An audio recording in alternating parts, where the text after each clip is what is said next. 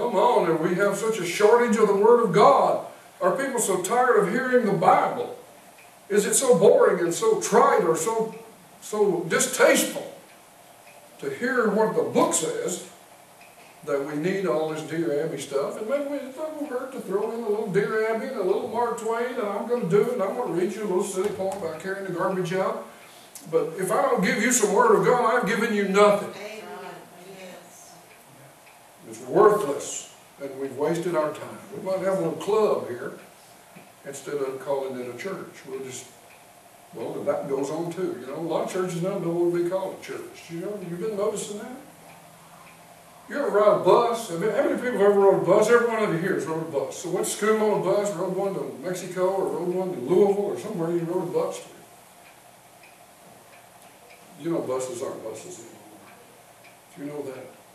A bus is not a bus. You know what a bus is? A motor coach.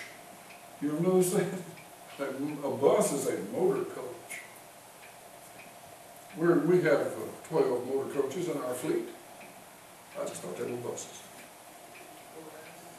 Nothing is, you know, everything gets changed, and so people don't want to call their church a church anymore. You know, that's probably not a bad thing, because a lot of them aren't churches anymore. Oh, that sounds awful, but it's still true. And I don't mean to ugly anybody. And if your church is not called a church, well, I don't mean to be down on you, but I'm telling you something. There's a shortage of the Word of God, and we don't want that to happen to us. We won't beat you up with the Word of God. We promise to give you the Word of God in love and in goodness if we can at all, and I believe we can.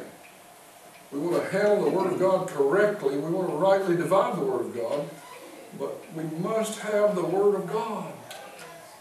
We simply must have the Word of God. And so by the foolishness of preaching, the Lord has chosen to save people. And if there's no preaching of the Word, then there's no being saved. And if there's no being saved, then we're wasting our time. We've got to have the Word to be saved.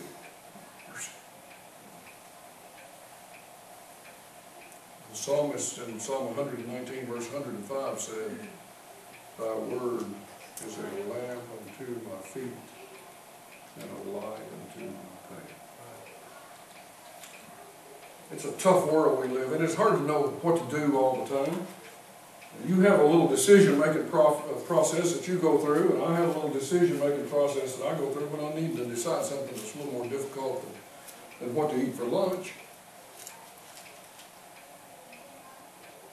Whatever your decision-making process is, you need to know a little bit about the Word of God. No, you don't need to come to me and say, Brother Gary, should I buy this car or not? I don't want to know whether you're even buying a car or not. When you get it bought, bring it to the parking lot and say, Brother Gary, look at my car. And I'll come out there and clap and cheer for you.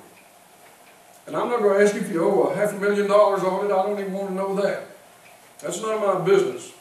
And when I get to meddling in your business that much, well, honey, I think a green car would have been better than a blue one. Me and you have nothing to do. I don't have anything to do, and you certainly don't either, if that's worrying either one of you. God doesn't care whether you drive a blue car or a red car. I hope. He didn't say it in His Word if He did. But what God cares about is that you pay your bills. And He doesn't want you to buy a car that you can't pay for. And the Bible talks about that.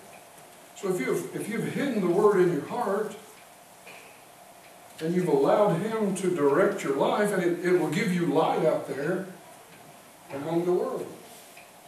And the darkness, that's the world. And yes, you need to take a few Bible principles with you when you even go to the car dealership. Sorry, you do. You do. Can I pay for this is the first question. I can barely pay for it. Maybe I need a little more room to... Maybe you need to carry a little Word of God to work with you. Maybe you need to do that too. Get a little Word of God in your heart. I just have such a